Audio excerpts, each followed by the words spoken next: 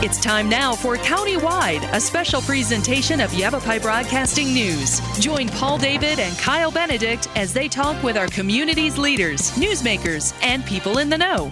You'll hear about the hot topics that affect all our lives in Yavapai County. And now here's today's County-Wide.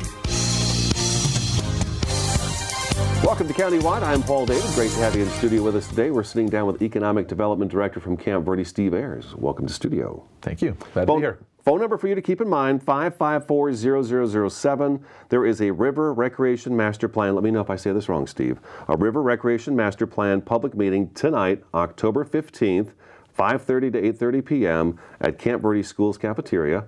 Which school? The school cafeteria over there services all the schools. So It's right there at 210 Camp Lincoln Road.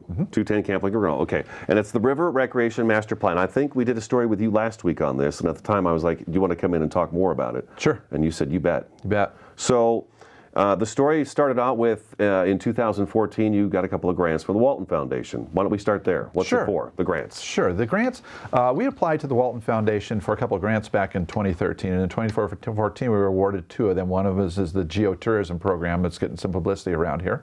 And it's a National Geographic deal. And the other one was a River Recreation Master Planning grant.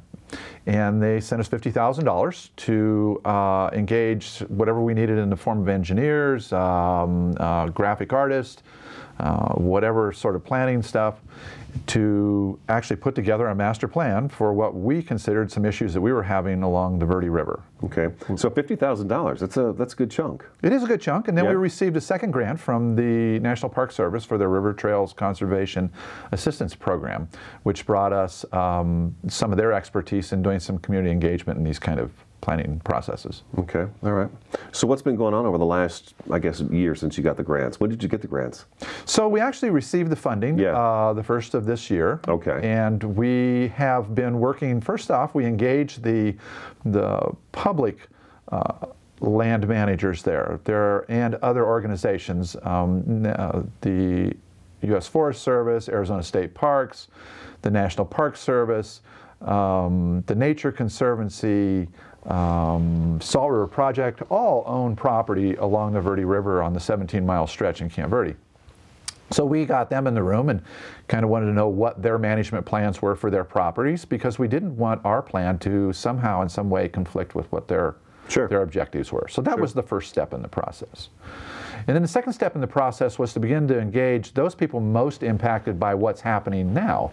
And that was, we identified about 175 private property owners along a stretch from about I-17 down to the southern boundary of the town, which is down by Rocking River Ranch State Park property. And we met with some of them in some neighborhood meetings. Others we met through or engaged them through a survey. And we've heard from well over half of those folks about what they're seeing down there. How many miles of river are we talking about? Because it's a big chunk of river. It is. 17 miles of it's in Camp Verde, and it occurs to us that nearly half of the Verde River that passes through the Verde Valley passes through the corporate boundaries of Camp Verde. I was thinking about that to myself. You know, you think about it through Clarkdale and Cottonwood, and it kind of skims through there. But yeah, Camp Verde, it actually winds through and around and everything. It does. It's a big part of the community. So that's a big job. And let's go back to what you said at the beginning. You sat down with the Forest Service, National Park Service. What were their sort of thoughts when they sat down with you guys? What did they kind of bring up to the table? Well, first their questions were, what are you guys doing? You know, and what are you doing? And I think we have kind of massaged their issues with it by telling them, you know, really what we're trying to do is put together a plan. And we've used Fossil Creek as an example. Fossil Creek was this beautiful, pristine place. Little known. Pristine place that became really well known overnight, and the world rushed in and to a certain degree destroyed it. And the reason that it happened was because there wasn't a plan in place to engage that many people from the public. So we're starting to see more and more people recreating, boats, just people down by the river. What most people don't understand is about 70% of the people who recreate on rivers don't even get their feet wet. So, I mean, we're seeing a lot of recreation, fishing, camping, other things that are happening down there, and we don't have a plan in place either. So the possibility of it becoming like that exists, and to some degree it is taking place, and that's what we're finding out, that there's camping and fires and dumping and ATV traffic and other stuff just destroying some of that beautiful riparian paradise down there. So the time has come to make a plan. And now Fossil Creek, we've got the Forest Service coming in, the Red Rock Ranger District coming in the week after next to talk about that, but there is talk of, because I guess they've tried different approaches down there in terms of just trying to limit how much traffic is down there, and it's all because they can't get emergency vehicles down in there anymore once it fills up, because like you said, overnight it became so popular. So now I think the plan is right now to do reservations. You'll have to book a reservation. You'll get that receipt when you show up. I guess probably during the summer months, they'll have a kiosk out front with a Forest Service employee, and they'll be checking to see if you have a reservation to be down in there, and then you'll be able to go down in. But other than that, I don't think that's going to be a possibility. Yeah. So are they going to stay in the process with you, the Forest Service and everything, or have you kind of taken care of those interests? Well, we'll be engaging them on the Fossil Creek independently, but they're also in the room with us. They'll actually be at the meeting tonight, talking a little bit about some of the.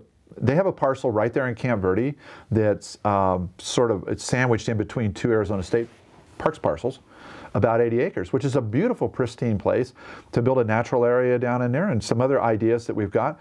So really, they are a full participant in our planning process. And actually, in the end, I think all of the public land managers down there were glad to see that we're attempting to get a handle on it before it goes south. Who kind of thought of the whole idea? We need to start getting a plan together. Really, I give credit to this to my friend Chip Norton. He's the president of the Friends of the Verde River Greenway. Chip and I brew beer once in a while together and have tossed around a bunch of ideas that we thought would be good ideas. And Chip really championed the idea of getting a recreation master plan together for the town and take a proactive approach to what we're doing rather than being reactive to what's going on there. Now, is the town working at all with, like Clarkdale's done a similar thing now, where they've got rafting trips and stuff going on out in Clarkdale. There's talk in Cottonwood in the county about doing, there was a trip to Colorado, if I'm not mistaken, a year or so ago. I think I was talking to Chip Davis about it. The String of Pearls along the Verde River, is that part of this as well, where there will be definite locations where you can launch in the river and then exit the river throughout Camp Verde? Is that kind of the hopes as well, to hook up with the rest of the system? This planning process was a direct result of the planning process working on that String of Pearls. Gotcha. So in other words, we wanted to be able to have a management plan in place before we launched that. Clarkdale took a little different approach, where theirs was they initiated a project and then are doing what they call adaptive management. Ours is sort of take the proactive approach, make a plan beforehand, and then initiate that. I don't know as though we're particularly ready in Camp Verde for commercial boating operations. There are some in place because they are permitted by the U.S. Forest Service. But before we really kind of launch into a program that might allow access at town-owned river sites, we need to have this plan in place. And we need to really, truly engage those neighbors in an honest conversation about what takes place down there and how they're being impacted. Gotcha. Our priority, our real priority, is with those people who live on the river. Right. If we can't do this compatibly with them, then we have no business adding more grief to their life. Well, you mentioned a few minutes ago too that it's, people don't go to the river just to get in the river. That's not necessarily the case. There's all that shoreline along it, and water's drawn people to it for many, many, many years. So let's take our first break. Number to call, 554-0007. River Recreation Master Plan public meeting tonight from 5:30 to 8:30 p.m. That's October 15th at the Camp Verde Schools Cafeteria at 210 Camp Lincoln Road. This is Countywide. We'll be back in just a couple minutes.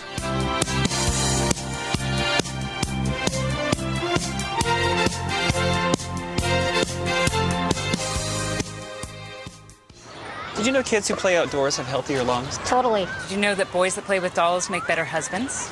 My son has lots of dolls. But did you know terry cloth diapers breathe better? I did. It's totally true. Oh, yeah. Did you guys know statistically friendly kids have more friends? Yeah. That's obvious. Did you know most people think they're using the right car seat for their kid, but they're not? Parents who really know it all know for sure that their child is in the right seat. Visit safercar.gov/the right seat to make sure your child is protected.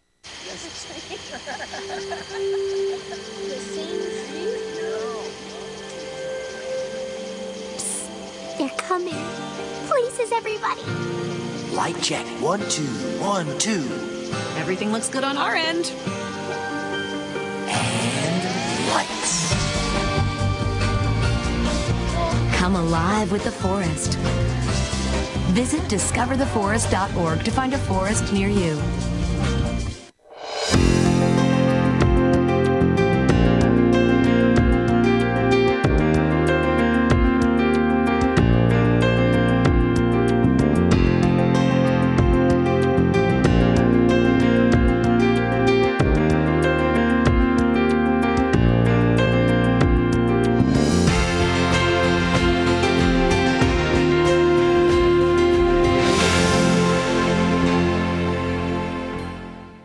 Orkin has pest control down to a science. When your business chooses Orkin's Precision Protection Program, you get a tailored pest control program for your specific industry and environment. Your business can benefit from over a century of experience, training, and scientific knowledge that define the Orkin man. Maximum protection, minimum exposure, backed by one of the industry's most comprehensive guarantees. Choose your locally owned and operated Northern Arizona Orkin and get more than an exterminator. Get an expert.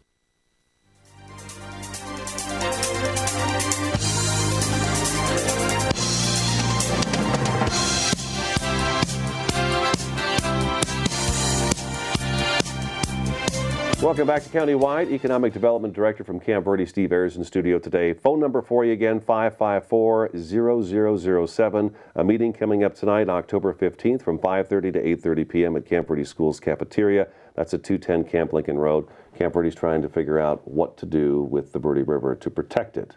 It is a protection thing, right? It really is. It's really about protecting. Right. It's really being able to enjoy it. And you know, I hate to use the word sustainable. It's pretty well worn. But the bottom line is, if you want a sustainable river and you want to have recreational opportunities, you have got to develop them in a way that they can last. And current situation is just not being managed. Let's talk about the current situation, because you told me before the show that you've actually walked the 17 miles. Oh yeah, That's quite a not walk. all of it, but we've walked quite a bit of it. Okay. Stretches down there, at least of the public lands. And what'd you see on your walk?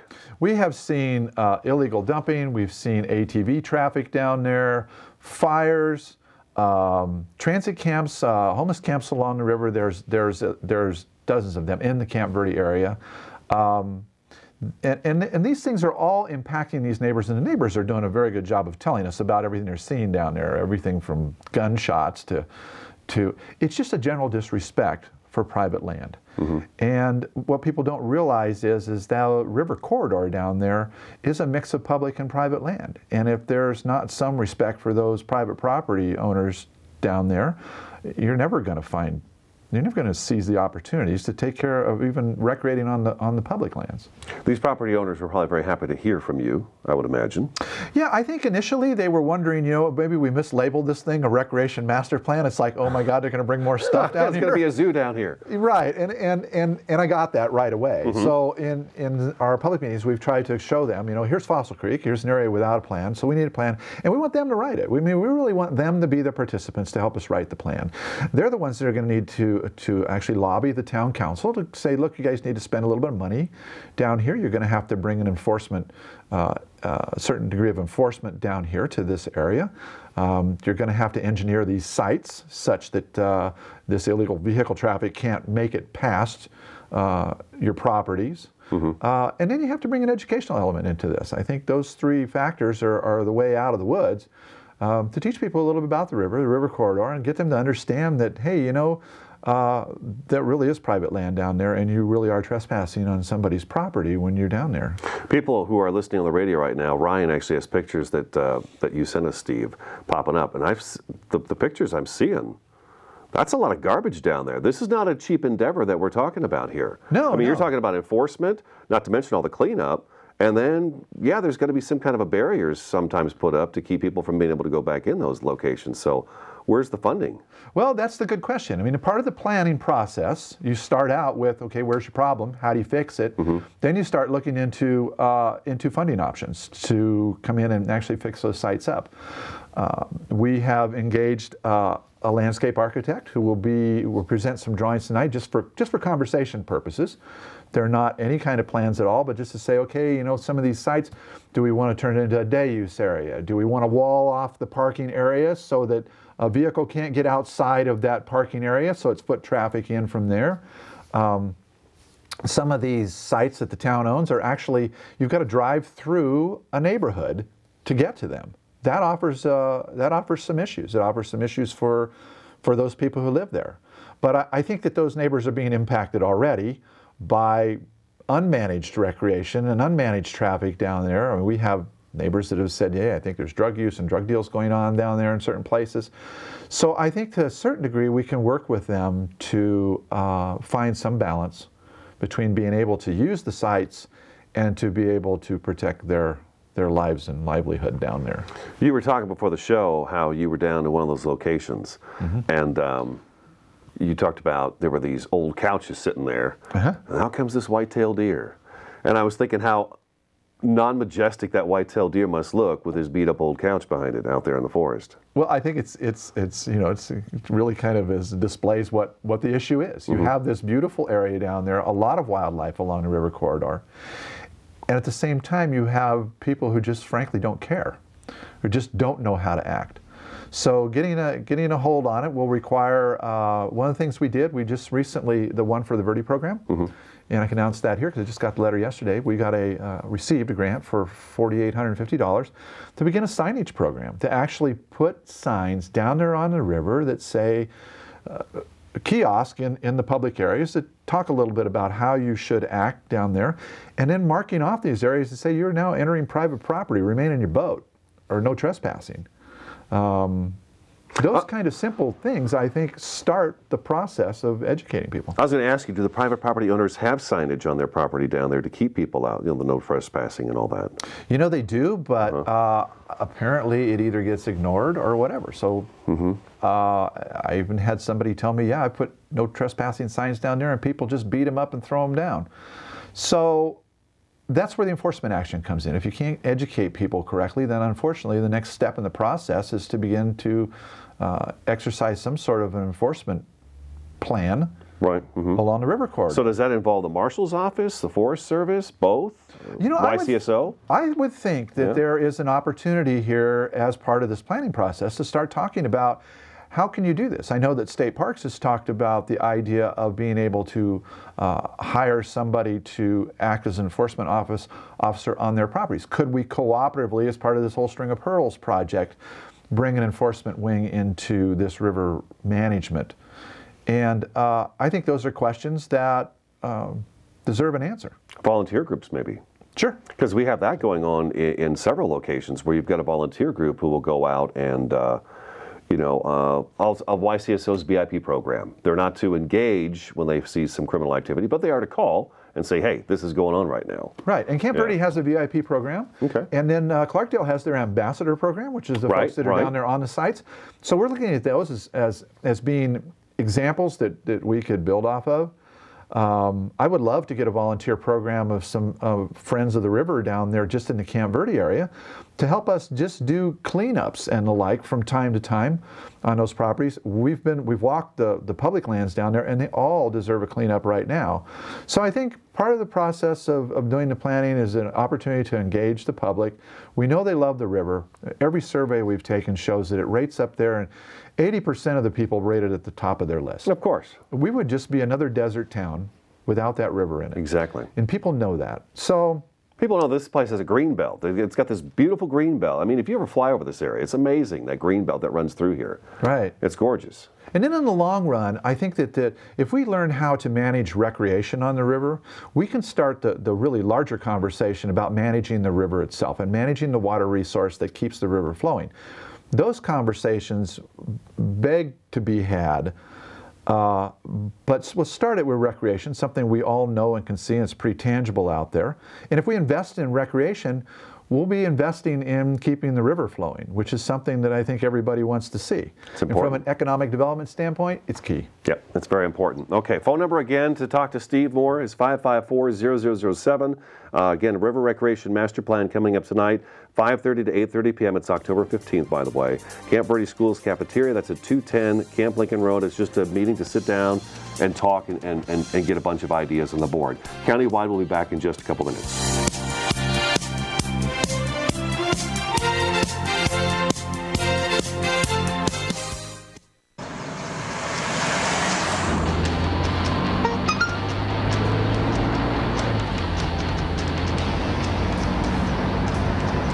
The average text takes your eyes off the road for nearly 5 seconds.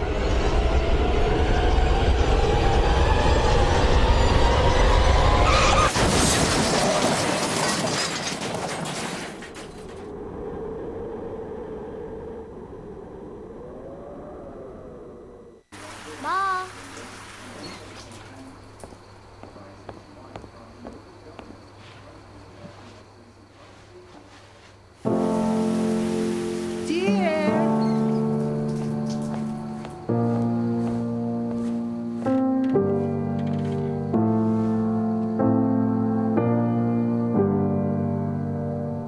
Visit aarp.org/caregiving for information on how to provide even better care for the person who wants to care of you. Hi, may I please have an application? Thank you.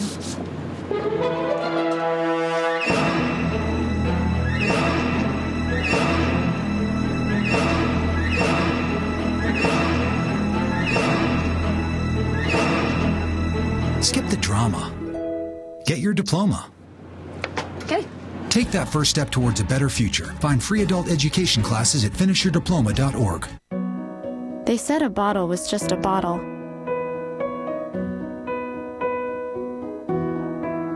That no one would ever notice me.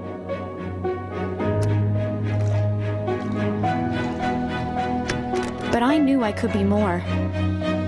That one day, I would make people smile.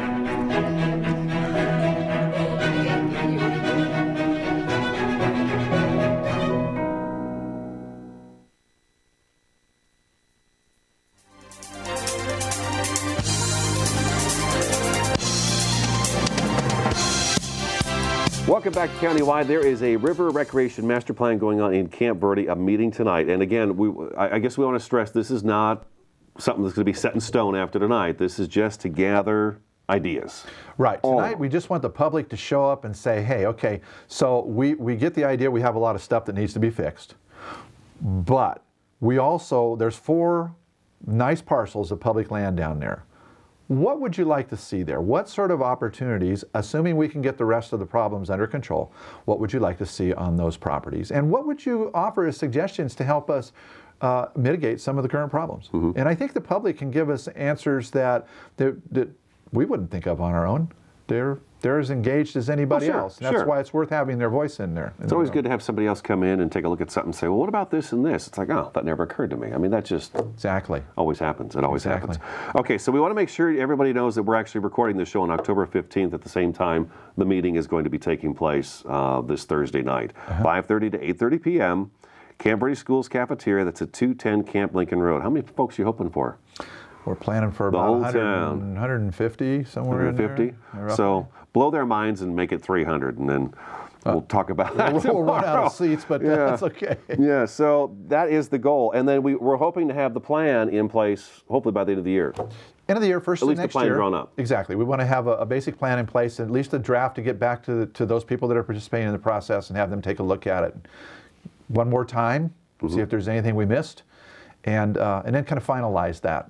And then go on from there. Right. Okay. 554-0007 will put you in touch with Steve Ayers, Economic Development Director from Camp Verde. Good to see you again. Alrighty. Thank you, Thanks Paul. for coming in. I appreciate your time. That is today's Countywide, and we'll talk to you again next time.